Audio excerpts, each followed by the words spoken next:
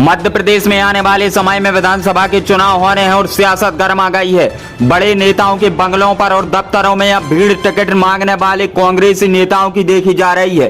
Congress party ticket देने से पहले कई बातों पर विचार कर रही है। पार्टी का एक विचार यह भी है कि पिछले विधानसभा चुनाव में जो नेता भारी मतों से चुनाव हारे थे उन नेताओं को अब चुनाव में टिकट नहीं दिया जाएगा।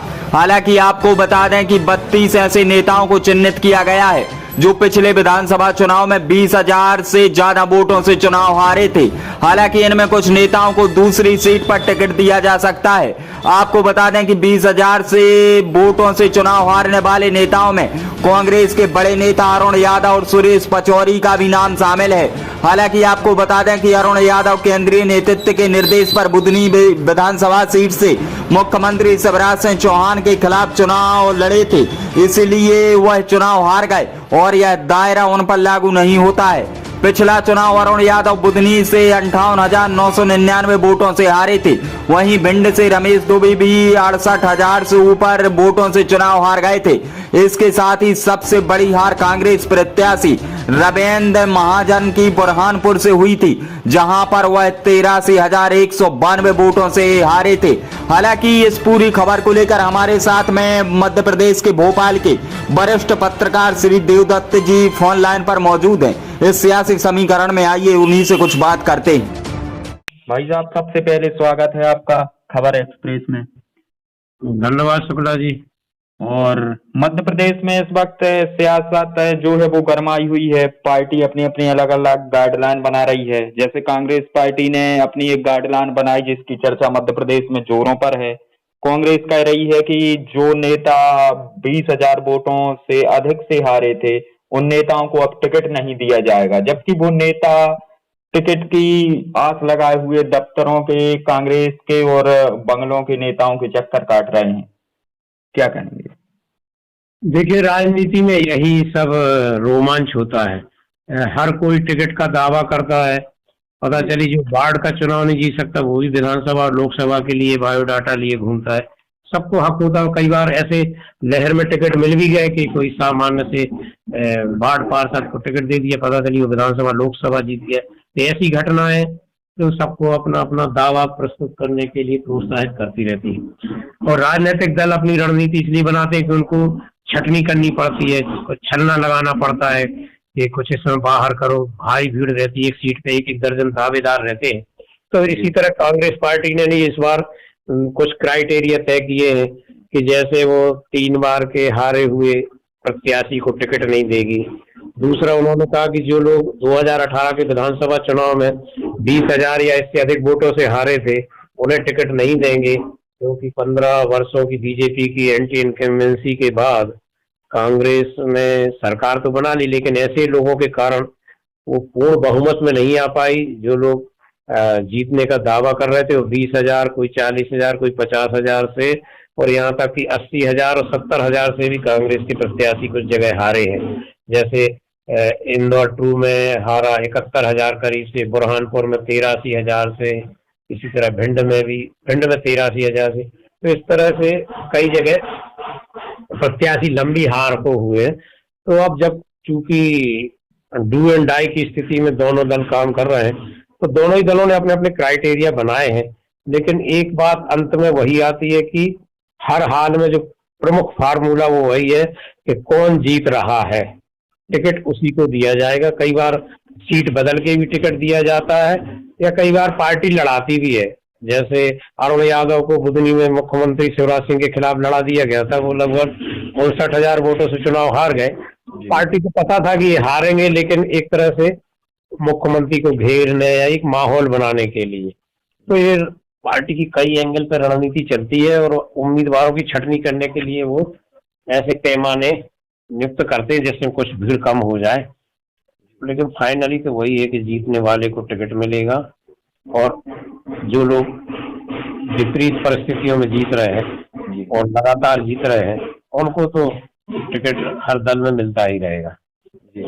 एक बात और मध्य प्रदेश में विधानसभा चुनावों में निकल कर आ रही है कि जो पार्टी की दावेदारी लंबे समय से कर रहे हैं, अब एक विधानसभा में ऐसी भी स्थिति बन रही है कि कई विधानसभा में ऐसी स्थिति है कि एक नेता ने हो के कई नेता हैं जो अपनी अपनी दावेदारी कर रहे हैं, लेकिन कभी एक को टिकट मिलता है तो वो जो 3 नेता 4 में से वो दावेदारी करते हैं, वो 3 अलग नाराज हो जाते हैं।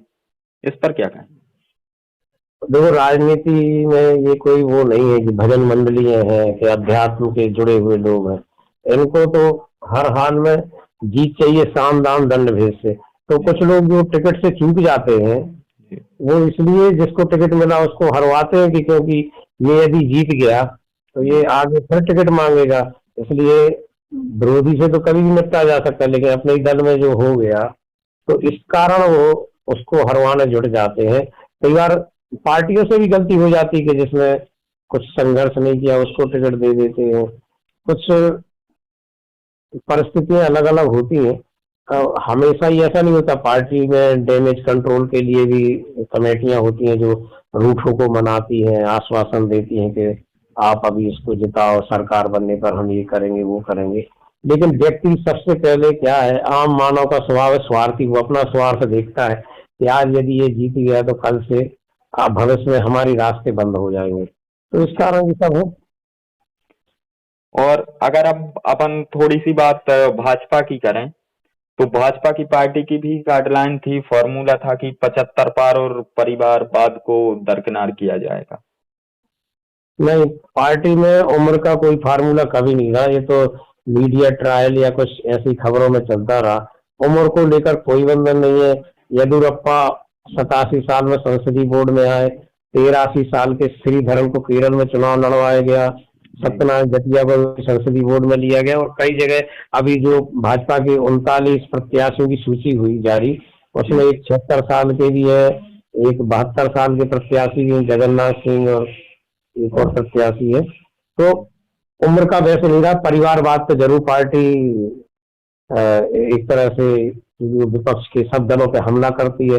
अधिकांश पार्टियां जो क्षेत्रीय हैं वो परिवारवाद से ग्रसित हैं, चाहे सपा की मुलायम अखिलेश हो, लालू की बिहार में हो, और भी जितनी पार्टियां अधिकांश परिवारवाद से ग्रसित हैं। और खासकर नेहरू गांधी परिवार पर भी हमला करते हैं, सोनिया, राहुल, प्रियंका। तो इस कारण परिवारवाद पे जरूर पार्टी स्ट्रिक्ट है। लेकिन पिछले कुछ दिनों से आप सुनेंगे तो लगातार नेताओं के बयान आ रहे हैं कि परिवारवाद का फार्मूला उनके लिए लागू होगा जैसे कोई किसी का पिता या कोई परिवार का सदस्य विधायक है, मंत्री है, और उसका बेटा कभी राजनीति में इंटरेस्ट नहीं लेता, ना कोई समाज सेवा कायम करता, वो घर बैठा रहता है या अपने धंधे में लगा रहता है, नौकरी करता है, तो उसको यदि टिकट दिया जाता है तो वो परिवारवाद की श्रेणी है। लेकिन कोई एक नैसर्गिक तरीके से, प्राकृतिक तरीके से मेहनत कर रहा है, लगातार लोगों के बीच जा रहा है, सेवा कर रहा है, तो वहाँ परिवारवाद का फार्मूला लागू नहीं होगा। ये पार्टी के तमाम नेता बार बार स्पष्ट कर चुके हैं। लेकिन चूंकि अब वो एक लाइन चलती है तो वो सब धान एक पसेरी, जो अपने यहाँ कहते हैं ना तोलने के, तो वैसे होने लगता है। लेकिन स्पष्ट गाइडलाइन है उनकी। जी। तो मध्य प्रदेश में इस बार अच्छा आम आदमी पार्टी भी कुछ नुकसान करेगी क्या कांग्रेस या भाजपा का? देखिए, आम आदमी पार्टी ऐसा है कि वो टिड्डी दल जैसा है। अभी तक तो जो देखने में आया, दिल्ली से पंजाब गए तो वहाँ दोनों दलों को, दिल्ली में दोनों दलों को नुकसान किया, पंजाब में किया। लेकिन थोड़ी सी मध्य प्रदेश की परिस्थिति अलग है। यहाँ अभी तक 2 दलीय व्यवस्था रही है जी। और नगरीय निकाय चुनाव को देखें तो आम आदमी पार्टी ने एक सिंगरौली में महापौर जीता और ग्वालियर में 10,000 के करीब वोट ले गए। कुछ पार्षद भी, 5-6 पार्षद प्रदेश में जिताए हैं। तो उतना अभी यहाँ मतदाता बीजेपी और कांग्रेस के बीच जुड़ा, इसमें दोनों दलों को नुकसान होगा। सत्ता विरोधी वोट है वो बटेगा तो कांग्रेस को नुकसान होगा, और जो एक मध्यम वर्गीय मतदाता है, जो स्वाभाविक या मीडियम या एक तरह से इसको सवर्ण मतदाता, जो बीजेपी का मतदाता है, वो भी आम आदमी पार्टी की तरफ जा सकता है। तो दोनों दलों को नुकसान करने वाली पार्टी है वो। जी। बहुत बहुत धन्यवाद आपका हमसे जुड़ने के लिए, तमाम जानकारी के लिए।